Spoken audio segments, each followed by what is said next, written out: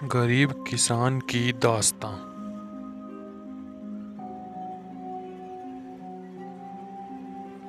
एक गांव में एक अमीर जमींदार रहता था। उसे अपने पैसों पर बड़ा घमंड था। जितने अधिक पैसे उसके पास थे उतना ही वह कंजूस भी था। अपने खेतों में काम करने वाले किसानों से वह खूब काम करवाता, मगर पगार कौड़ी भर भी ना देता। मजबूर गरीब किसान मन मारकर उसके खेत में काम करते। उसी गांव में रामू नामक एक किसान रहता था। उसके पास थोड़ी सी जमीन थी। उसी में खेती बाड़ी कर वह अपना और अपने परिवार का गुजारा चलाता था।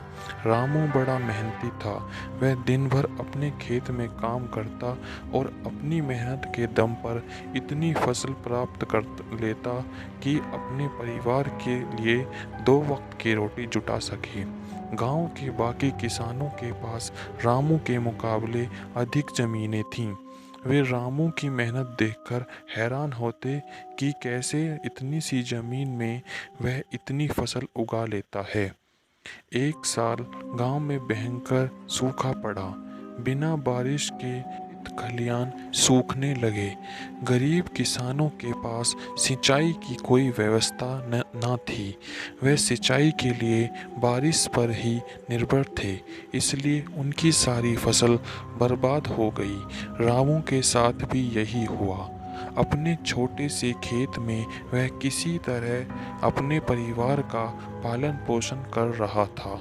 अब उनके सामने भूखे मरने की नौबत आ गई। मजबूरी के कारण वह गांव के जमींदार के पास कर्ज मांगने गया। जमींदार कंजूस तो था। उसने सोचा कि यदि उसने रामू को पैसे दिए तो यह लौटा नहीं पाएगा, इसलिए इसे अपने खेत में काम पर लगा लेता हूँ। मेहनती तो ये है ही और मजबूर भी। कम पैसों में दुगनी मेहनत करवाऊंगा।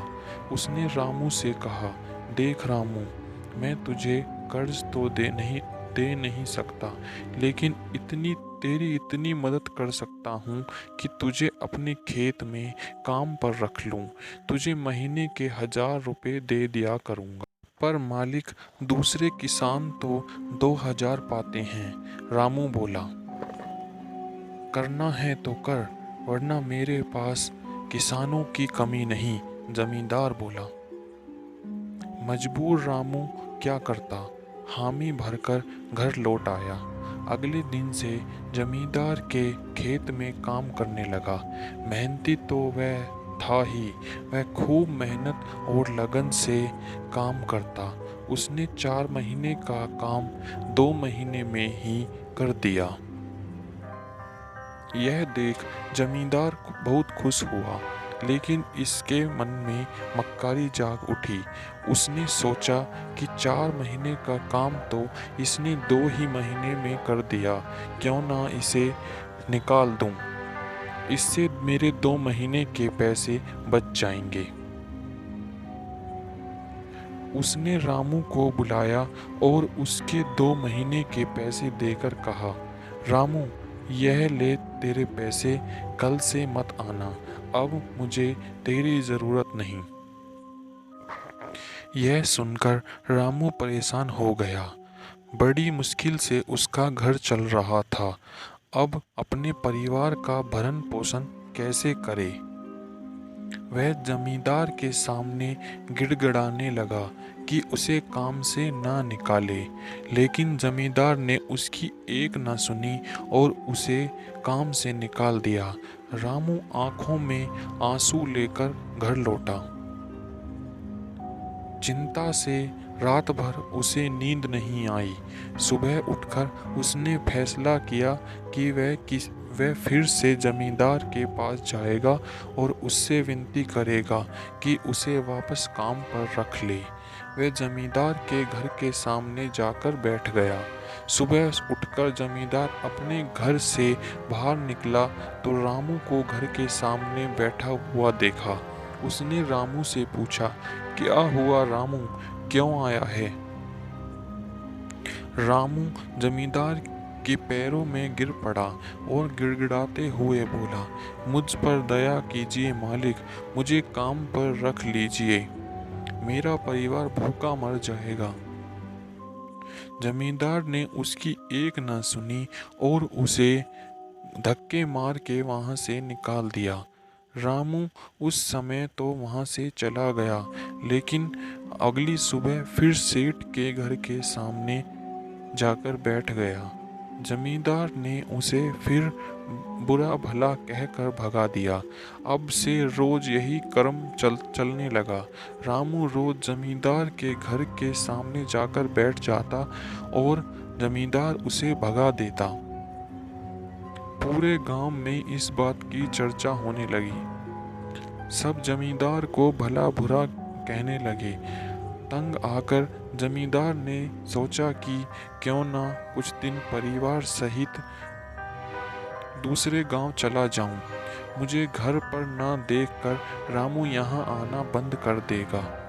अगले दिन वह परिवार सहित दूसरे गांव अपने रिश्तेदार के घर चला गया। 10-15 दिन रिश्तेदार के घर रहने के बाद जब वह अपने घर लौटा तो रामू को अपने घर के सामने बैठा नहीं पाया।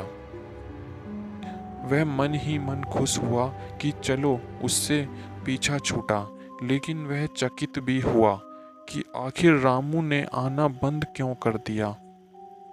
उसने गांव वालों को बुलाकर पूछा तो पता चला कि रामू घायल और अपने घर पर पड़ा हुआ है। जमींदार ने पूछा, क्या हुआ उसे?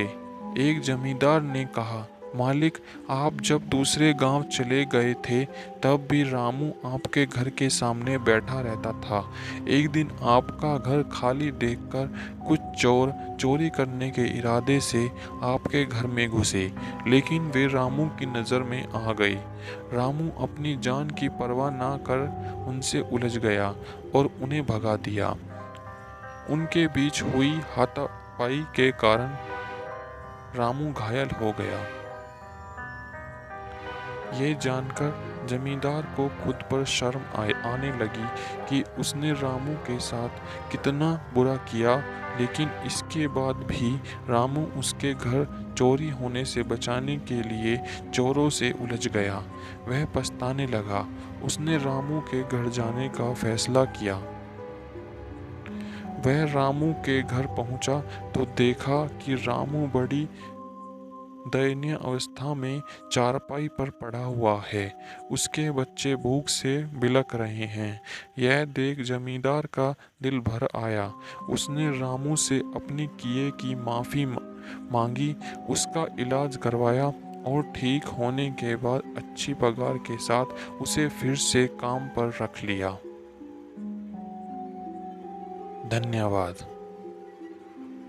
अगर आपको ये कहानी पसंद आई हो तो चैनल को सब्सक्राइब करें, वीडियो को लाइक करें और शेयर करें।